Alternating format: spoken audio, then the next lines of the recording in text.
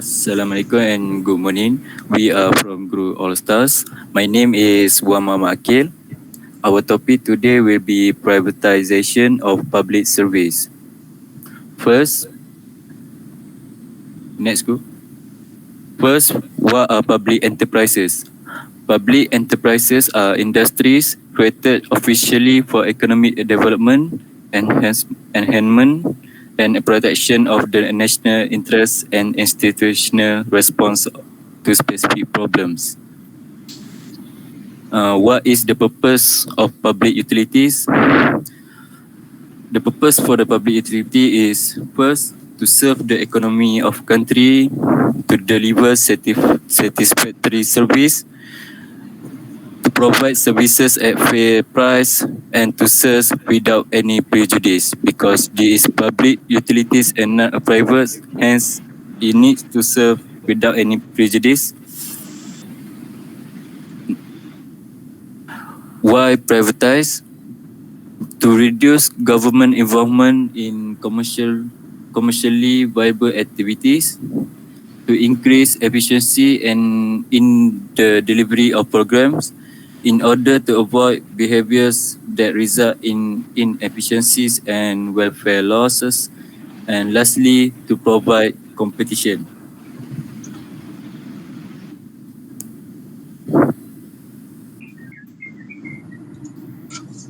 Alright, my name is Hafiz bin Hasnan and I'm going to continue with the definition of privatization. Privatization is the process of transferring a company or industry from the public sector to the private sector. Private sector is part of economic system managed by government agencies. Meanwhile, private sector is part of the economy that is run by individuals and companies for profit and is not state control. So there are pros and cons to this. So first, the advantage is more effective practices, better services and product, lower prices, and less corruption. And the downside is some services should belong to the public sector, health, public services, education, and law enforcement, achieve greater control and guarantee fair access. Okay, next. The national privatization policy. So the privatization policy of the government is designed to achieve relieve the financial and administrative burden of the government, to improve efficiency and productivity. Next is to facilitate economic growth.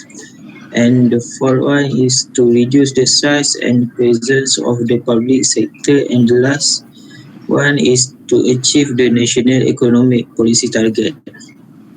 Okay, moving on to the next part, which is there are four forms of privatization. The first one is complete privatization, which means the sale of all government assets to the private sector. The industrial assets managed by the government are usually fully privatized in one of the three ways. So it has three ways here. The first one is share issue privatization. Next is asset sale privatization. So third one is voucher privatization. And the second form is privatization of operations. The third one is use of contracts. Next is franchising. And the last one is open competition. Okay, next. So here are some data during the privatization program from 1983 until year 2009. So as we can see here, government savings up to 161 billion as the capital expenditure, and 7.79 billion annually on the management expenditure. So as we can see here, the saving allow the government to allocate its limited development resource to sectors most in need, such as education, health, poverty eradication program. Okay, so here are more numbers. So there for around that 25 years have 58 government agencies, including 113,440 government employees transferred into the private sector. Okay, next. So here are some privatized government department and statutory bodies, which is Tenaga Nasional Berhad, Kelas Eksekutif Berhad, Telekomunikasi Berhad, Pos Malaysia, Malaysia Airports Berhad, and Kereta Api Tanah Melayu Berhad. That's all for me. Thank you. My name is Muhammad Faris Akil and I will continue on the privatized company. The first of all is the Tenaga Nasional Berhad. The National Electricity Board was corporatized as Tenaga Nasional Berhad in 1990 as the first step in the following the government's privatization program and then privatized and listed on Kuala Lumpur Stock Exchange, KLSE. And since 1990, roughly 2,000 self-generation licenses have been awarded to industrial and commercial groups that generate power for their own use. The effort of the NB, which is mainly after the privatized, which is the TNB shop in major shopping mall to accept bill payment and serve as customer information center. The second one is providing a dedicated nationwide hotline for customer to call, which providing a dedicated, which is concerned about the outage concern, which means customer are notified if supply cannot be restored. And the last part is providing a minor repair service to customer at nominal charge, which is if breakdown has been caused by the defect in customer's electrical installation. One of the major concerns in the TNB after privatization, which is despite providing good service to public, their utilities on their wholly owned subsidiary calibrate the test meter, which has raised concern about conflict of interest and fairness, which is TNB metering service Sendirian Berhad. Independent meter service company should be in charge of this task. Meter was not examined to see whether they were properly placed, especially for the new major power consumer. The actual meter reading were different compared to the predicted reading. This will produce issue for both consumer and the TNB utilities. Next part is the second privatized company, which is Malaysia Airlines, MAS. In 1985, MAS became the first government agency to be partly private as a part of the government's privatization strategy. In 1995, the Tajuran Ramli's new commercially focused management cut costs by 7% by focusing fleet utilization, fuel consumption, workforce make-up. To make up the loss, the domestic first class rate were raised. In 1998, MAS recorded major loss, hence MAS laid out their employee, reduce fleet and secure 1,000 million credit from the Saudi bank for aircraft sale and leaseback. It sold a plane and put off delivery for up to 3 years. Hi, my name is Puno Airul Afizul bin Korea. I will be a last presenter for this group. I will present you about the conclusion or overall of our topic.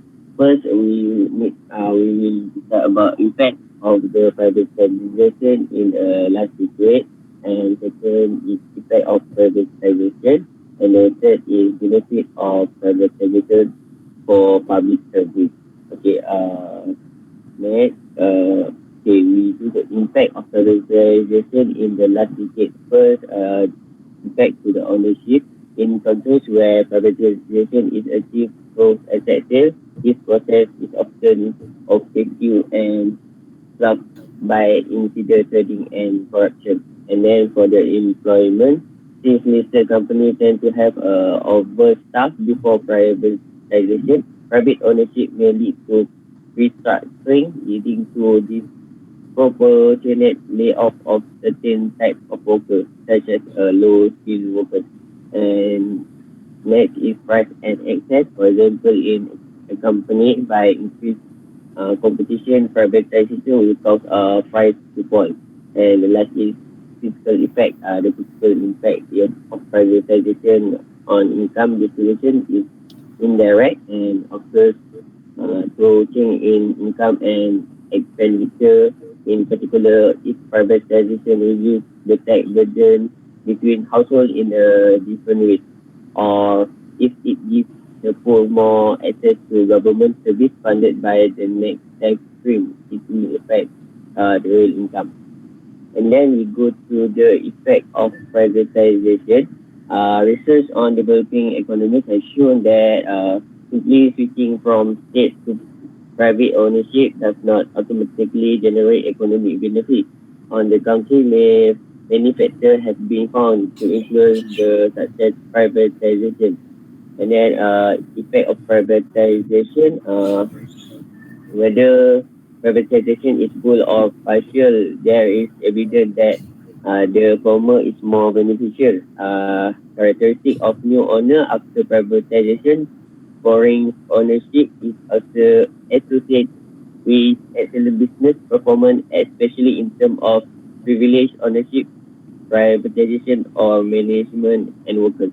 And the regulatory framework depend on the institutional and political environment.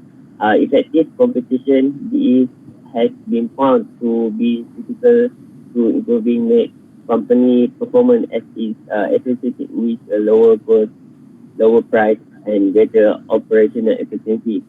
And then the last is benefit of privatization for public service. One is quality of business support, and then quality of legal system concerning corporate governance, and open to foreign direct investment, both via privatization or trade competition, and then strength and effectiveness of competition. Last is independence of anti-monopoly agency from state. And that's all from our group. Thank you and have a nice day. Assalamualaikum.